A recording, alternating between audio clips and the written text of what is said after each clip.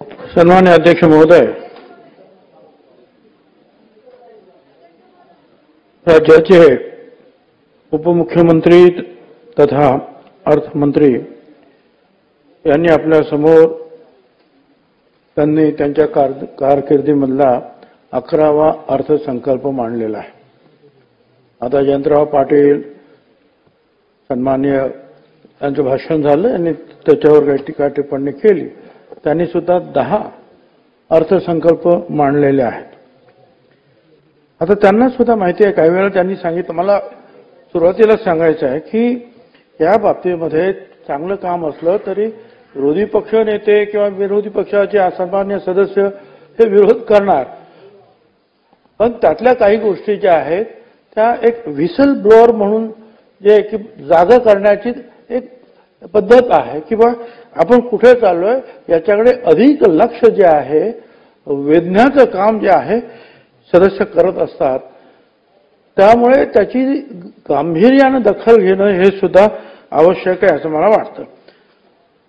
जयंतराव पाटलांनी सांगितलं की अरे बाबा हे तुम्ही पैसे दिले ते एससी आणि एसटीच्या याच्यातून सुद्धा पैसे काढले दिले, याच्यापूर्वी किती आपणच जे आहे किती वेळा असं केलेलं आहे की एखादी वेगळी योजना आली तर आपण ते पैसे जे आहेत त्यांच्यासाठी जे आपण घेतो ते पैसे त्या भागामध्ये वापरतो आपण। आता याच्यामध्ये त्यांनी वापरले असतील। तुम्ही आता सांगितलं काय की मला तुम्ही सांगा की एवढे पैसे लोकांचे द्यायचे राहिले। अहो आज नाही, मी आज अनेक वर्ष पाहतोय दरवर्षी जे आहे हे कंत्राटदारांचे पैसे द्यायचे राहतात आहे पीडब्ल्यूडीचे, मग पुढे ऑनगोईंग ते सुरू राहत आहे, थोडे मागचे दिले जातात। आता असं एकतरी वर्ष मला दाखवा की आता सगळे पीडब्ल्यूडीचे जेवढी कामं झाली त्याचे पैसे तुम्ही सगळे देऊन टाकले नाही, म्हणून तर सांगितलं। आणि 10 अर्थसंकल्प मांडले म्हणून मी त्यांना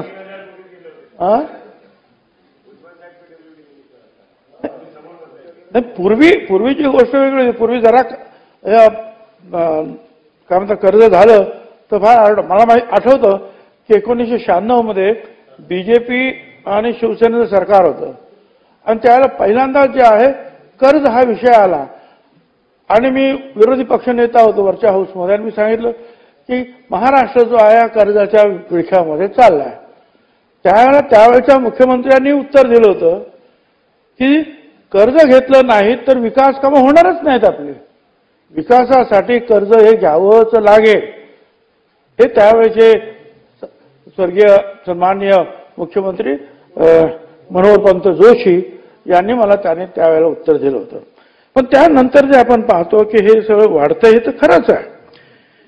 खरं म्हणजे आम्ही सुद्धा थोडंसं काळजीत होतो की एवढं टेन्शनमध्ये की आता ह्या लाडकी बहिणीचे हे सगळं वाढलेलं आहे त्यामुळे इतर सगळ्या डिपार्टमेंटना पैसे मिळणार की नाही, पण तसं काही जयंतराव झालेलं नाही। याचं कारण असं आहे की आपण पाहतो आहोत नाही उत्तराचं भाषण नाही, तुम्ही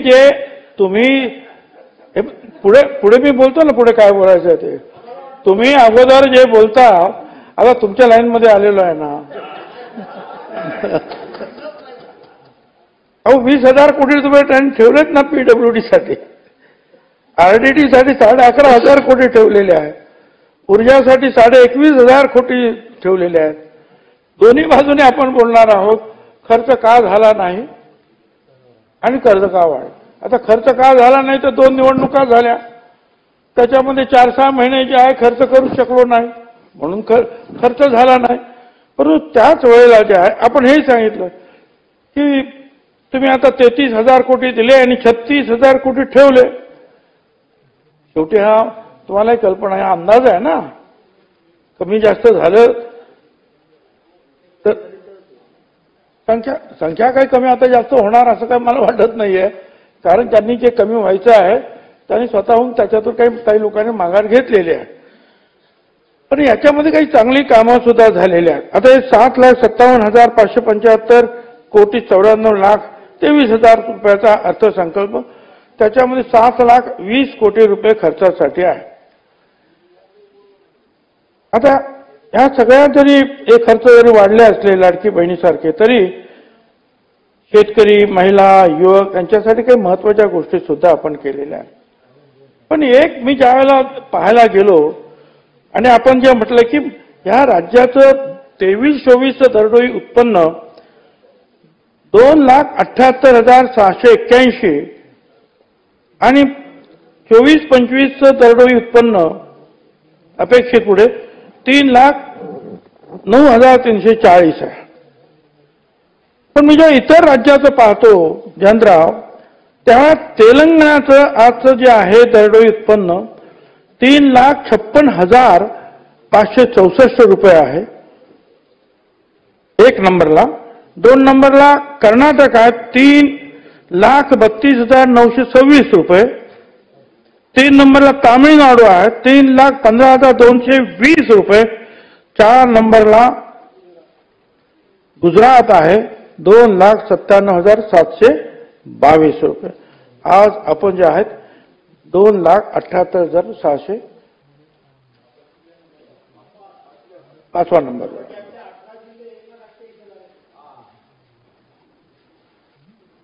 तर अशा रीतीनं जे आहे हे सुद्धा ज्या मी पाहतो त्यावेळेला वाटतं की आपण जे म्हणतो की महाराष्ट्रामध्ये असं आहे तसं आहे तसं आहे, परंतु मूळ जे आपण इतरांबरोबर ज्या वेळेला आपण पाहतो त्यावेळेला असं वाटतं की अरे आपण मागे का पडतो आहोत. अशा 2-4 गोष्टी ज्या आहेत की ज्याच्यामध्ये आपण इतरांच्या तुलनेमध्ये मागे, कारण महाराष्ट्र हा पहिल्यांदापासून पहिल्याच क्रमांकावर असला पाहिजे असा आमचा सगळ्यांचा आग्रह आहे. सरकारचा आहे, आमचा आहे, सगळ्यांचा आहे. आणि म्हणून तुम्ही सांगितलं हेही बरोबर आहे. महसुली तूट जी आहे ही वाढलेली आहे 45,890 कोटी एवढी. कर्जाचा आकडा सुद्धा 9,32,242 कोटी. आपण व्याज फक्त जे आहे ते 64,659 कोटी रुपये आपण व्याज फक्त भरतो आहोत. हे खरं आहे. आपण हे जे व्याज आपण जे आहे भरतो आहोत आणि कर्ज आपण जर पाहिलं तर आज प्रत्येकाच्या डोक्यावर 5,040 रुपये एवढं व्याज येत आहे आणि कर्ज जे आहे प्रत्येक व्यक्तीच्या डोक्यावर 72,642 रुपये एवढं कर्ज आहे. हे खरं आहे की सकल उत्पन्नाच्या जे आहे आपलं कर्ज जे आहे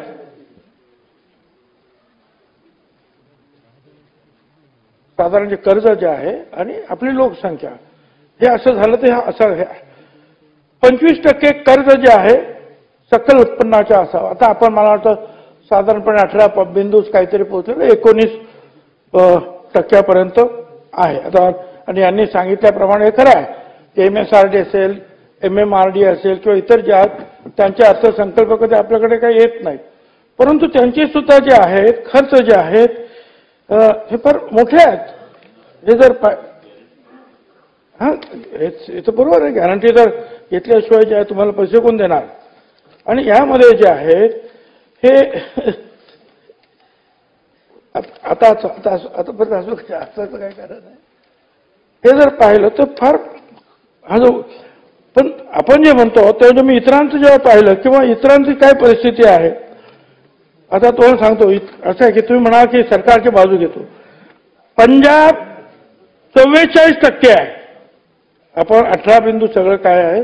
पंजाब 44%, अरुणाचल प्रदेश 40%, पश्चिम बंगाल 36%, राजस्थान 36%, बिहार 36%, आपल्यापेक्षा कमी फक्त गुजरात आहे हो 15%. सकल उत्पन्नाच्या समोर कर्ज. मग मला असं वाटतं की आपण एवढे जे घाबरायलाही पाहिजे. बरोबर आहे तुमचं म्हणणं की 25% वरती जाताच कामा नये. आपण 25% येतो. इतर तेवढे 30% 40% डेट ट्रॅपमध्ये गेलेले आहेत तेवढं आपण जाताच कामा नये हे तुमचं म्हणणं बरोबर आहे. पण देशामधली ही परिस्थिती काय सांगते आणि म्हणून आपण त्यांची ही परिस्थिती आहे म्हणून आपण फार आनंद किंवा समाधान मानण्याचं कारण आहे मला काही कारण वाटत नाही. हे बरोबर पण नाही. अध्यक्ष महोदय जे आहे की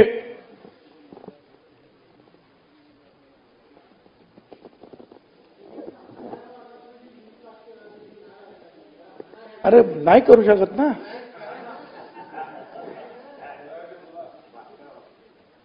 थोडं तिकडून बोलायला पाहिजे, थोडं इकडून बोलायला पाहिजे, कारण तुमच्या बाजूने आहे, इकडे बसलो म्हणून थोडं तुमच्या बाजूने, आणि सरकार पक्षामध्ये असल्यामुळे थोडं सरकारच्या बाजूने बोलायला लागतंय. तर अध्यक्ष महोदय, मी हे तुम्ही मला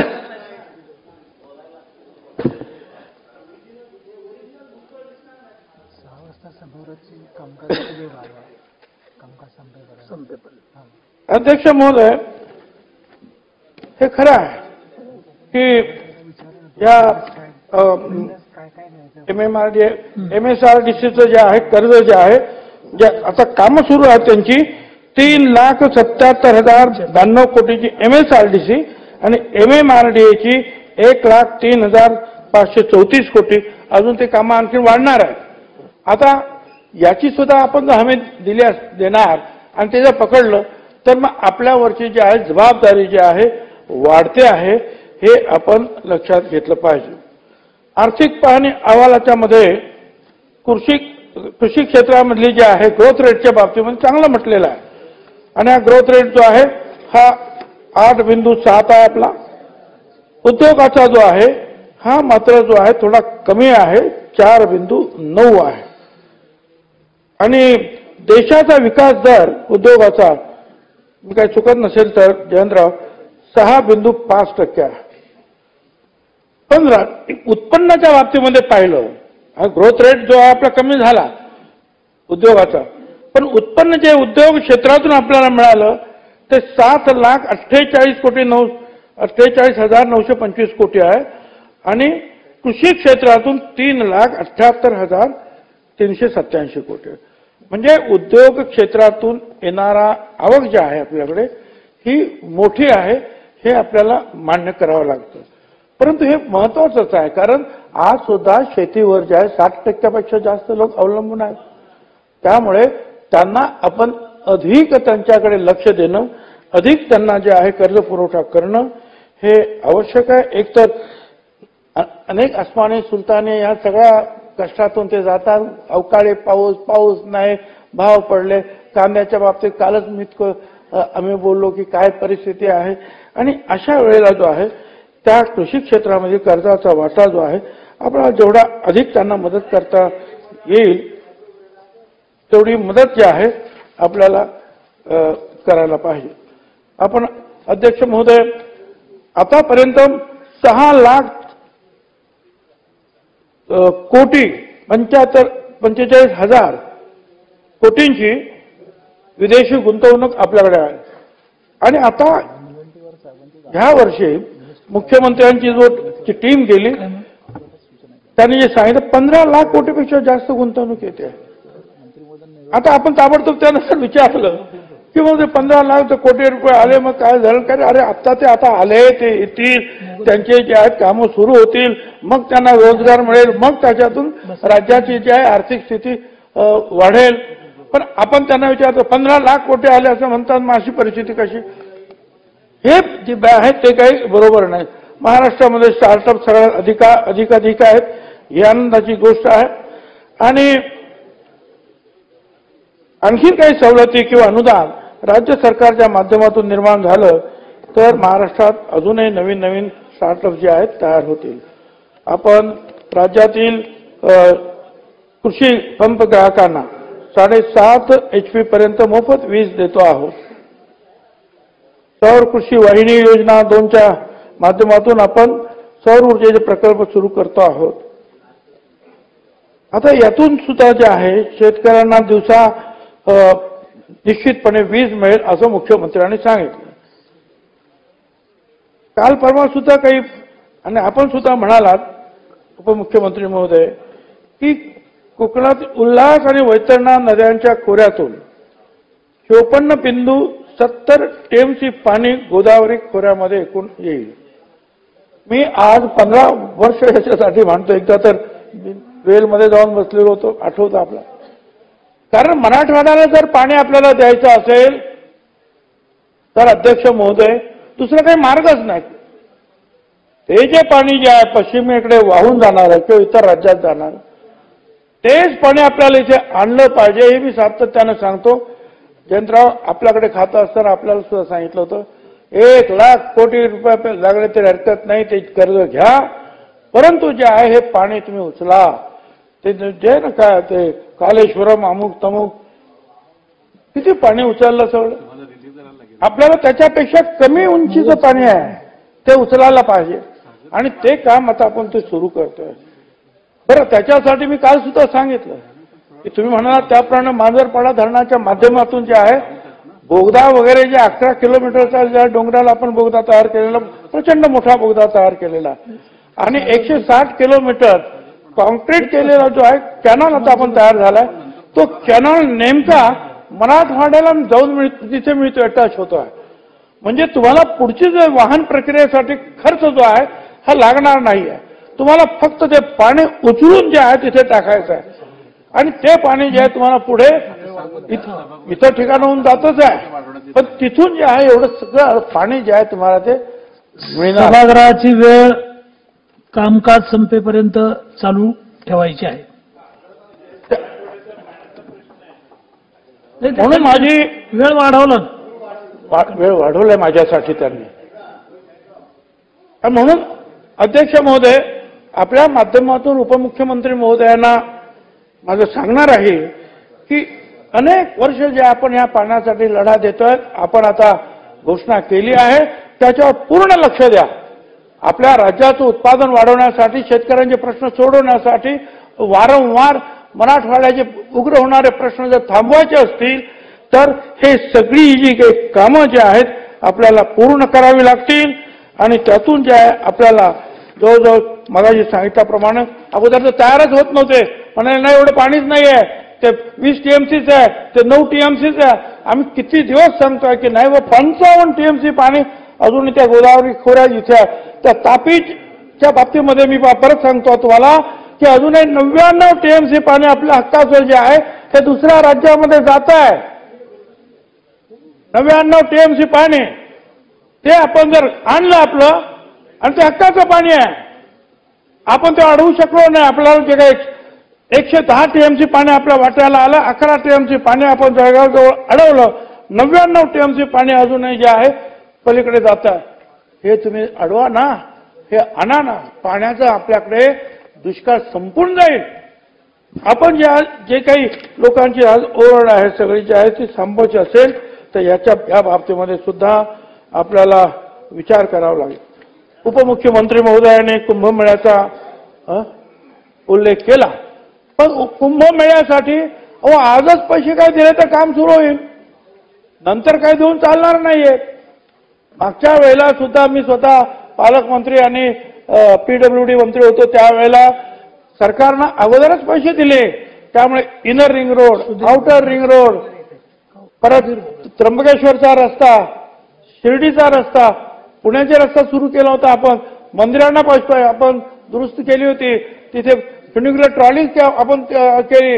एवढंच नाही तर सगळे मंदिर वगैरे आणि घाट जो आहे 300 कोटी रुपये जे आहे त्या मला वाटतं तटकरे त्यावेळेला जलसंपदा मंत्री होते त्यांनी दिले आणि आपण ते सगळे खर्च केले. पण ते आजपासून जर पैसे मिळाले, आता नाशिकमधून तर ते येतात, पहिल्यांदा म्हणे 16,000 कोटीचा आमचा. अरे 16,000 कोटी कोण देणार आहे आपल्याला?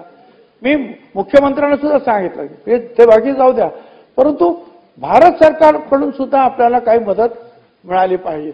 प्रयागला त्यांनी दिलेली आहे काही मदत, आपल्याला पण काही मदत त्यांनी घेतली पाहिजे आणि आपण सुद्धा आतापासूनच त्याचं प्लॅनिंग करू. ही चांगली गोष्ट आहे की मुख्यमंत्री स्वतः म्हणजे त्याच्यामध्ये लक्ष घालतायत आणि म्हणून ही जी कामं जी आहेत आता वेळेवर सुरू झाली तर ती क्वालिटी कामं होतील. नाही पेक्षा जी आहे आला कुंभमेळाचा आता जे आहे तो मुहूर्त आला, कसं तरी आता लपेटो आणि मग सगळं जे आहे कामाचं जे आहे ते जेवढं चांगलं पाहिजे तेवढं काम जे आहे ते काय होणार नाही. एक मला मोठी गंमत वाटलेली आहे अध्यक्ष महोदय की ह्या सगळ्या बाबतीमध्ये जे आहे हे खरं आहे, म्हणजे निवृत्ती वेतन, व्याज वगैरे जे आहे याच्यावर आपला खर्च खूप आहे. 55.72% तर खर्च तिकडे आहे, म्हणून जवळजवळ काय 44% आपल्याला खर्चाला मिळत आहेत. पण दुधाच्या बाबतीमध्ये किंवा इतर जे काही म्हटलेलं आहे काही ठिकाणी अध्यक्ष महोदय, दूध उत्पादन जे आहे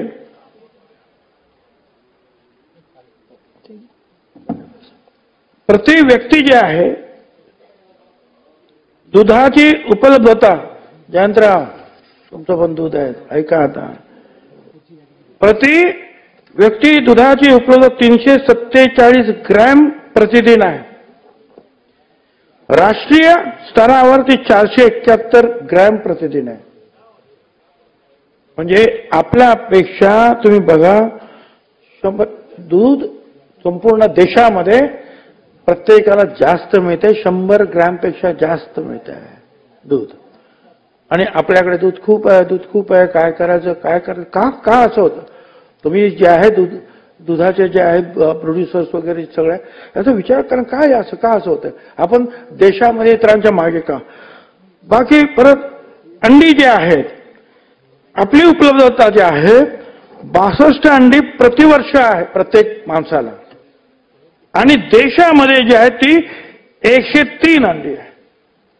म्हणजे अंडी उपलब्ध होण्याच्या बाबतीत सुद्धा आपण देशाची जी सरासरी आहे त्याच्यापेक्षा आपण कमी आहोत.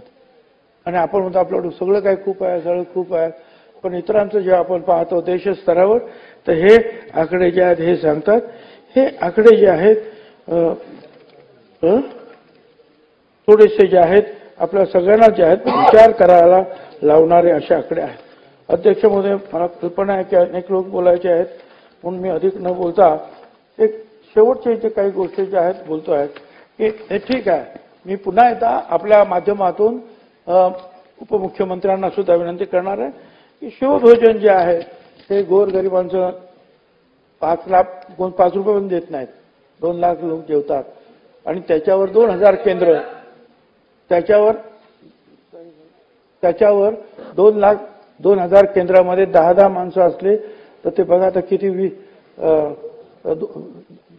2000 झाले, 20,000 2000 केंद्र गुणिले 10 20,000 झाले, 20,000 त्यांच्या घरची माणसं ही सगळी जी आहेत याच्यावर अवलंबून. ते स्वतः कोण भांडी घासणं, अमुक तमुक करणं, हे कृपया बंद करून 2 लाख लोक वर्षाचे जेवले तर आपला खर्च जो आहे 250 कोटीच्या आसपास आलेला आहे. फार कमी आहे. विद्यार्थ्यांचे आणि शिक्षणाचे जे विद्यार्थ्यांचे पैसे जे आहेत स्कॉलरशिप वगैरे, अध्यक्ष महोदय, ते फार मोठ्या प्रमाणावर रखडले जातात. राईट टू एज्युकेशनचे सुद्धा पैसे जे आहेत शिक्षण संस्थांना मिळत नाही. 6 महिने 8 महिने वर्षाचे पैसे नाहीत अध्यक्ष महोदय. एकेका संस्थेचे जे आहेत 40-50 कोटी रुपये जे आहेत थकलेले आहेत. त्या संस्था चालवणं जे आहे कठीण होणार आहे. कृपा करून त्यांचे सुद्धा पैसे जे आहेत आपण वेळेवर देण्यासाठी प्रयत्न केला पाहिजे. शाळा कॉलेजांचे पैसे द्या. विद्यार्थ्यांचे जेवणाचे पैसे जे आहेत अनेक वेळेला जे आहेत वसतिगृहामध्ये राहतात 6 महिने जेवणाचे पैसे मिळत नाहीत, म्हणून वर्तमानपत्रामध्ये ज्यावेळेला ते छापून येतं त्यावेळेला असं वाटतं की आपल्या राज्याची मान कुठेतरी खाली जाते आहे की विद्यार्थ्यांना जेवणाचे पैसे 6 महिने मिळाले नाहीत, म्हणून ते आपल्याकडे तक्रार करतात. ते हे आहे, पण तू काय द्यायचे जे आपण ठरले ते तरी आपण वेळेवर दिले पाहिजे.